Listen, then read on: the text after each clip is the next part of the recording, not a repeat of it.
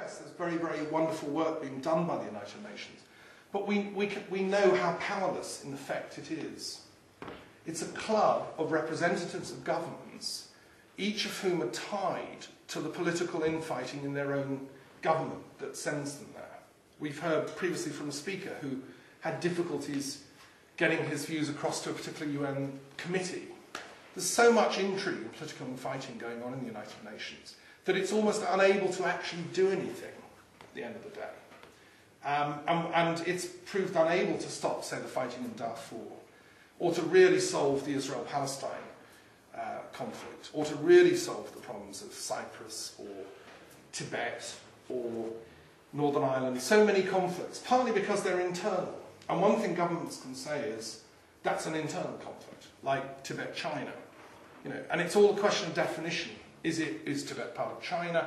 Well, mainland China is now a major force in the United Nations, so can block any attempt by the United Nations to actually look at that problem.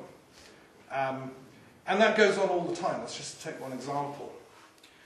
So the United Nations, I mean, for all its failings, does nevertheless perform an incredibly important function. And it does represent what I would say the democratic principle of the planet. The governments that are represented there, on the whole, have democratic elements to them, such as our own country.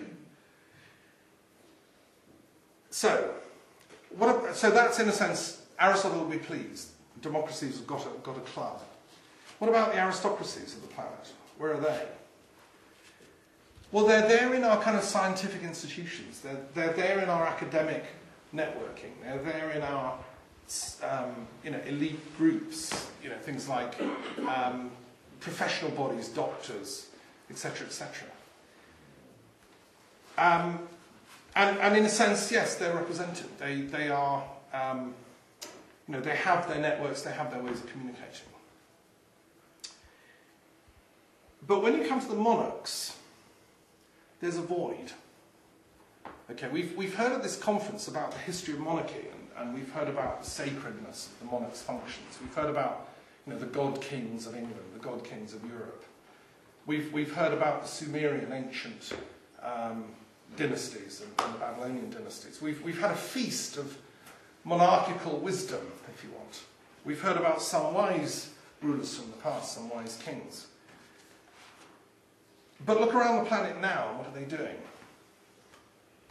Well, this is a project I took on a couple of years ago, and I've been slowly developing, as director of the International Institute of Peace Studies and Global Philosophy, which is an academic network looking at peace and its intelligent development. Okay, it occurred to me, if I was Aristotle visiting, I'd say these monarchs ought to get their house together. They still have quite a lot of influence, quite a lot of power, quite a lot of prestige. And there's about 34 of them still reigning. And some of them are extremely powerful and influential figures in their own cultures and also globally. So what I've proposed on behalf of my institute is that they should convene a council of monarchs globally. These 34 monarchs who still have, an official reigning sovereignty in their own lands, should come together for the good of the planet and to address the problems of the crisis we're living through as a global community, and add their voice alongside the work of the United Nations and the other institutions.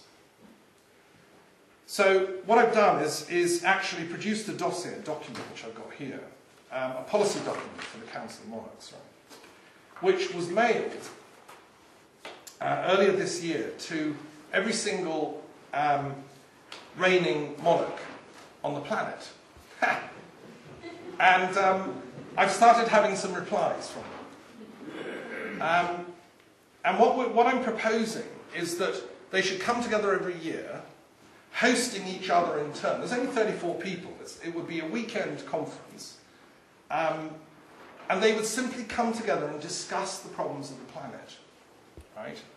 particularly the conflicts, the war, the fighting going on in many troubled parts of the world. And what they could do as, in many cases, just figureheads.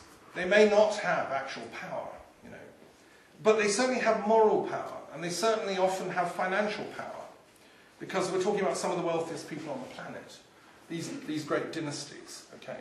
The other thing that would be very interesting about the Council of Monarchs, if and when it gets going, is that it would be an interfaith body. Because we have reigning monarchs from Japan, from the Shinto, Buddhist tradition. We have reigning monarchs from the Roman Catholic world, Spain. We have we have monarchs from the Protestant tradition, Norway, Sweden, Denmark, the United Kingdom, Netherlands. We have from the Islamic world, Morocco, Jordan, Saudi Arabia, the United Arab Emirates. We have reigning monarchs from the Buddhist tradition in Thailand, and in Nepal, just from the Hindu tradition, and from the African tradition in Lesotho, and also from the Pacific tradition in Tonga. So it's a microcosm of the different faiths and cultures of the planet. So what would the Council of Monarchs do? Well, you know, I'm only a philosopher and a Druid, and one thing Druids used to do traditionally was appoint the monarchs and give them advice. And so as kind of the Peace Druid of Britain, this is a project I'm suggesting that the Council of Monarchs might want to address. One thing I think they could do is have influence over conflict resolution. I think if a Council of Monarchs sent a mediation team to country X, simply fact-finding, simply to get the story from both sides, and to sit both parties down in private, you know, and thrash it out, however long it takes. What's your story? Why are you so angry? What's your story? Why are you so angry? What do you want? How can we help? This is, to me, what a real monarch would do in any given situation. After all, what did monarchs do in the past? They gave justice, right? What is justice but sitting people down, hearing the story, seeing where the problem arose, and then sorting it? You know, maybe sometimes somebody's in the wrong and they need to be told that. That was wrong that you did that. Apologise to those people or make redress in some way. Normally, these conflicts, there's wrong on both sides. So the Council of Monarchs would say, look, you know, we feel your pain, we know you're hurting, and we know you're hurting. How about we put together a package, a grand solution? You know, and for instance, I would have thought that it would be in the long-term interests of the Council of Monarchs to actually see peace on this planet. I think it's time that the monarchs stepped out of the shadows, because the United Nations, bless it, isn't able to sort it. One reason is it doesn't seem to have sustainable authority over time. If one of the problems with democracy, and I love democracy, one of the problems Gorbachev pointed out is that political rulers in democracy are there for a very short time. Prime ministers, presidents, they get elected on a very short-term cycle. By the time they're just about becoming wise enough to deal with the chaos and complexity of the world situation, they're out of office. Or they're scrabbling around to stay in power, and usually at that point they start doing shady deals. We've seen it again and again in countries.